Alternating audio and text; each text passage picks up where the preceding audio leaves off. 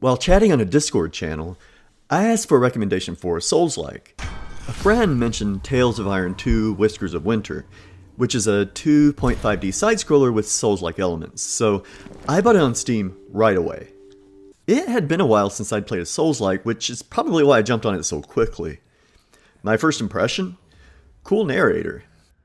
In the north, they thought they knew all there was to know of war. Until the War of the Rift. And then, the combat's hard. Or that's what I thought at first. Turns out, I just wasn't used to the timing. Fast forward 30 hours, and I'd 100%ed the game. Mostly on my own, with just a few tips from the boys on Discord and no guide. You want to know what I thought about it? Sure you do. Let's get started. Narrative. The story of Tales of Iron 2 Whiskers of Winter kicks off with a bit of a history lesson. There was a legendary conflict known as the War of the Rift, where the Darkwings, which are basically bats from the north on a place called Mount Cauldron, swept down and ravaged the land all the way to Winter's Edge. Eventually, the rats of Winter's Edge managed to fight back, wiping the bat kind out entirely, or so they thought. With bat kind supposedly gone, peace settled over the land for so long that no one alive really remembers what war is like. But evil can be pretty patient. And hungers for... Trouble is brewing on Mount Cauldron. In the midst of this perceived calm, a bastard prince is given to the Warden of the North, Lord Arvo, to raise as his own. This prince is Arlo, the character you play as. Things start out peacefully enough. One day, the hunters return with an impressive bounty, and Lord Arvo takes Arlo out on a hunt to teach him the basics of combat. This is your tutorial section. Arlo does well enough that Arvo's real proud, and they head back to the home to celebrate with drinks and merriment. But that's the calm before the storm. Arlo wakes up to the sounds of chaos. Winter's Edge is under attack. Lord Kazak, a Darkwing, has returned with his soldiers to destroy the settlement. In the ensuing battle, Lord Arvo is tragically killed. Arlo tries to fight Kazak but is easily overpowered, and Arlo is knocked out cold. When he finally comes to, Winter's Edge is destroyed. The only other survivor is Arlo's uncle. At this point, the goal of the game becomes clear.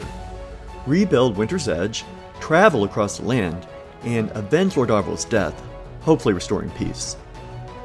Now, as for my thoughts on the narrative, it's pretty spoon-fed to you by a narrator, but I actually like his voice.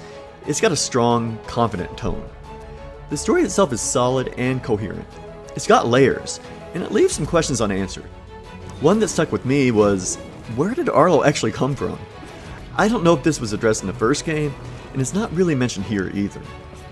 That said, the story doesn't feel especially original. It's not that it's completely uncreative, but the themes, like loss, revenge, and ancient evil, are pretty common in video games. It's the kind of setup I've seen before, just dressed up in rat's clothing. Sometimes it feels like every story's been told already, and while I'm not so cynical to believe that, it's rare to see something unique. Such is the case of Tales of Iron 2. In the end, I didn't feel particularly invested in Arlo or the other characters. The story didn't hit me emotionally, and I didn't walk away with a strong sense of attachment to anyone. It's solid, don't get me wrong, but it doesn't go out of its way to pull you in. So those are my thoughts on the narrative. I would say it's above average in its detail and commitment, but not necessarily standout. Okay, let's change direction. Gameplay and mechanics. Let's get into gameplay, which, unfortunately, I found lacking. As I stated previously, the game has Souls-like elements, mainly because it uses a shield-based blocking system and parrying, and it relies heavily on dodging. This leads into a color-coded attack system, where enemies telegraph their moves with different colors. White means you should block, yellow attacks can be blocked and countered, and red attacks are unblockable, meaning you'll have to dodge or retreat. Elemental combat plays a big role. Enemies have strengths and weaknesses to 4 main elements: fire, ice, poison, and electricity. It's important to pay attention to these affinities if you want to maximize your damage, and you can find that information in the bestiary. This does lead to some tediousness in switching gear, which you have to do a lot. Now, the combat itself feels a bit clunky at first, but that's more about getting used to it. Still, even after mastering the mechanics, I couldn't help but feel like weapon attacks weren't as responsive as I wanted them to be. Once you get used to the basics, the real challenge comes from dealing with the game's biggest flaw, the hitboxes. They are overly large, they're often unfair, and they make dodging seem impossible at times. It can feel like you're doing everything right, but you still take damage, which gets old real fast. I wanted to mention something I thought was a net positive, and that's the game's approach to enemy respawns. Some enemies never come back after you kill them, while others do. On top of that, the enemies that appear can change depending on the time of day, which I think adds a bit of variety. That said, the weapon variety itself is a bit underwhelming. There are plenty of options, spears, swords, and others, but none of them feel particularly creative or exciting to use. The game's structure is also pretty straightforward and mission-based. There are a few secrets here and there, but overall, it just feels like you're moving from one location to another without much room for exploration. The level design itself is not particularly interesting. Nothing really stands out as exceptionally good or bad, but progress is straightforward enough that it doesn't feel frustrating. It's just not all that memorable. The boss fights are another mixed bag. They're mostly just variations of standard enemy types, like bats and reptiles, with a lot of repetition. In many quests, bosses don't even need to be fully defeated in one go. You'll take down about a third of their health, they'll move to a new location, and you'll have to repeat the process. It makes the fights feel both easy and kind of irritating, as if they're artificially lengthened rather than genuinely challenging. There's no character leveling system per se. Instead, you increase your health bar by finding ingredients and having meals at the hub's food stand. It's kind of cute, and it reminded me a bit of Bow Path of the Teal Lotus. You make your weapons stronger by finding upgrade materials and giving them to the blacksmith, which is standard. However, one thing that really bothered me was the health recovery system. Resting at save points doesn't replenish your health. Instead, you have to find healing items scattered around, like barrels with spigots or berry bushes. I would have preferred a more classic flask system that refills at checkpoints. This ties into another frustration, and that's gravity damage. Sometimes you're forced to drop from high places because there's no ladder, elevator, or grappling point. If you just finish a tough fight and are low on health, there's almost always a save point nearby, but not necessarily healing items. Because of this, a single fall can kill you. To make it worse, gravity damage is always the same, regardless of how high you are. It's demoralizing and is another aspect which feels unfair.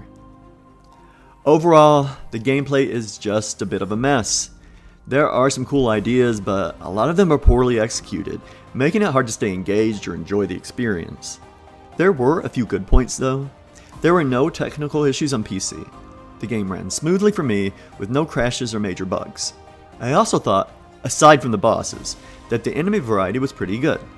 Not so much with the bosses, but with the regular screen-to-screen enemies.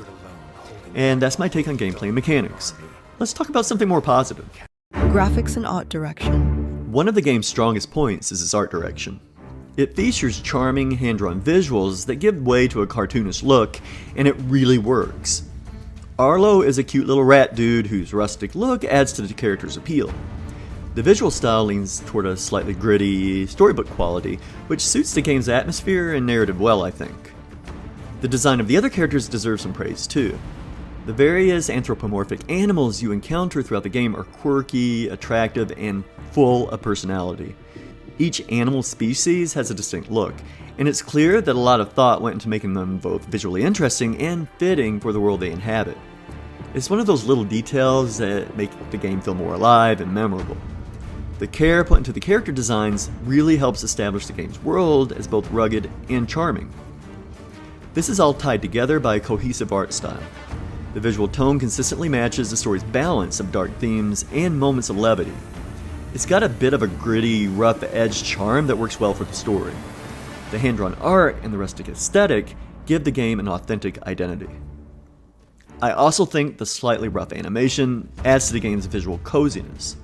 There's a handcrafted feel to how the characters move, which complements the rustic and cartoonist aesthetic.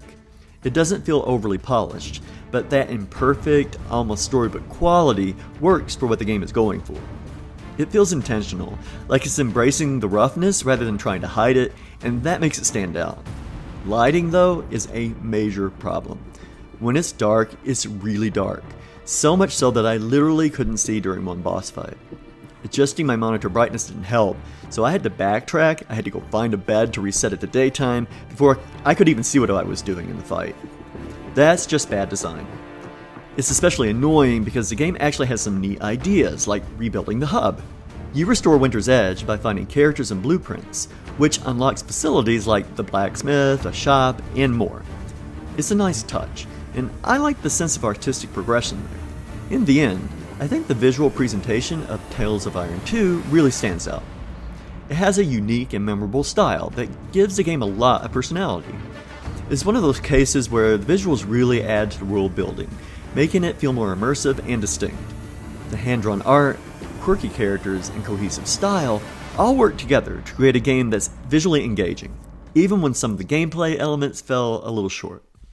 Music and sound design. One of the standout elements of Tales of Iron 2 Whiskers of Winter is undoubtedly the music and sound design. Initially, I remember the soundtrack of having kind of a Renaissance feel, but after listening to it without playing the game, I realized it's more of a mix between Renaissance and New Age. Surprisingly, the New Age tracks don't feel out of place or overly modern. They actually blend quite well with the game's aesthetic. The soundtrack has a charm that really suits the game's world, and I found myself genuinely enjoying it. The instrumentation used throughout the game is both diverse and thoughtfully chosen. You'll hear a variety of sounds including flutes, wind chimes, percussion, strings, harp, lute, and even bagpipes. The pitch-bending strings add a sense of foreboding, and the harp and lute help establish that Renaissance vibe. On the other hand, the bagpipes bring in a more folk and rustic atmosphere, which suits the handmade feel of the game. It's a well-rounded combination. Aside from the music itself, the environmental sounds also deserve some praise. The game incorporates wind whistling and the noises of various critters, which give a sense of life to the world around you. The ambient sounds aren't just there to fill space, they actively enhance the feeling of being in a lived-in, bustling environment. Whether it's the distant hum of wildlife or the subtle sounds of other characters going on about their tasks, it all contributes to making the world feel more immersive. The sound design as a whole is really well done. The clanging of weapons and the distinct sounds of enemies feel satisfying and impactful. The audio cues make the combat feel more visceral, and the way the music dynamically shifts based on the situation, like moving from calm exploration to tense combat, keeps the atmosphere engaging. In fact, I'd say the sound design might just be the strongest aspect of the game. It pulls you in and makes you feel more connected to what's happening on the screen. It's worth noting that the game only features one voice actor, and that's the narrator. While I would have liked to hear more vocal performances, the narrator's voice itself is strong and confident, adding a sense of gravity to the story. I also want to give a shout out to the game's composers, Setete. They're an Italian group known for their work in game audio, and they have a knack for creating dynamic and atmospheric soundscapes. Other credits include the original Tales of Iron, Until the End, and Planet of Lana. And I just wanted to add, I don't even have this on my script, but I found out Setete is kind of how they play peekaboo in Italian, I guess. So I thought that was pretty neat. All in all, I think the music and sound design of Tales of Iron 2 really shine. The audio presentation is both immersive and memorable, adding a layer of depth to the game, which makes it feel more polished. Value and replayability. When it comes to value, Tales of Iron 2 Whiskers of Winter is priced at $25 on Steam. That's not a huge amount, and it doesn't actually break the bank, but considering the quality of the gameplay, it feels a bit on the high side. While there's definitely some content here to justify the price, I can't help but think it might be better as a sale pickup rather than something to grab at full price. One of the big questions with a game like this is replayability, and unfortunately, there isn't a ton of it. The lack of a New Game Plus mode limits how much incentive there is to go through it again.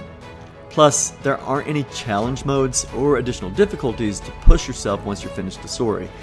That's not exactly true. You can do easier mode, hard, or normal, but I just mean there's no other challenges besides that. Realistically, the only reason you replay the game is you genuinely love the first one.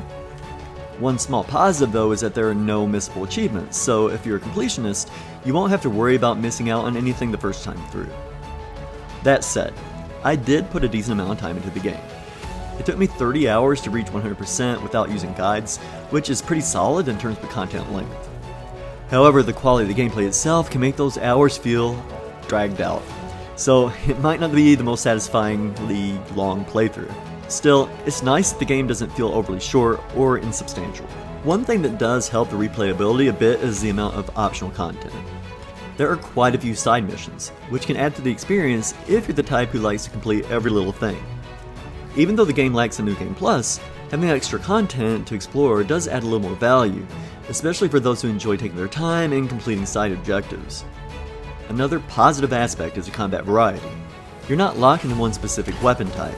You can choose from spears, swords, and other options, which gives you some freedom to experiment with different fighting styles. It's not the most innovative system, but it does allow for a bit of creativity when tackling different enemy types. All in all, while there's a decent amount of content and some variety in how you approach combat, the lack of replayability features and the somewhat underwhelming gameplay quality make it harder to justify the full price. If you're someone who really loves the world or the aesthetic, you might feel it's worth it. For everyone else though, it might be a game of wait until it's discounted. The Maestro Mark. Let's break down Tales of Iron 2, Whiskers of Winter across key categories and give it a score, which I call the Maestro Mark. Narrative, 1.5 points. The story is one of the game's stronger aspects. The narrative's confident and engaging voice brings the plot to life, and the quirky characters add some charm. Despite familiar themes that were a little bit boring, the narrative itself was smartly written and cohesive. Graphics and art direction, 1.5 points. The game's hand-drawn visuals are pretty, with a rustic and cartoonish design that fits the setting well. The character designs are cute and distinct, giving each animal personality. Unfortunately, the excessive darkness often makes it hard to fully appreciate the art. Music and sound design, 2 points. The music and sound design are definite highlights. The soundtrack blends Renaissance and New Age elements seamlessly, and the dynamic shifts between calm and intense moments enhance immersion. The sound effects are satisfying, making this the game's strongest aspect. Gameplay mechanics, 0.5 points. The gameplay feels clunky and is often frustrating due to unavoidable fall damage, poor hitbox detection, and a cumbersome healing system. While some mechanics show potential, they don't come together in a satisfying way. The combat's lack of responsiveness hampers the experience. Value and replayability, 1.5 points. The game offers a good amount of content, taking about 30 hours to 100% without guides. There are plenty of optional missions, but the lack of New Game Plus and challenge modes limits replayability. It's worth the price if you really enjoy the aesthetic and atmosphere. Fun factor, 0 bonus points. The core gameplay didn't resonate with me, making it hard to call the experience fun. The mechanics just didn't click, which is crucial for a game like this. After weighing all the elements, I'm giving Tales of Iron 2 Whiskers of Winter a 7 out of 10. My final verdict? I think you might like it. While it has its strengths, especially in story and sound, the gameplay flaws hold it back from being truly great. So that's it. Let me know what you think. If you enjoyed this review, please consider subscribing.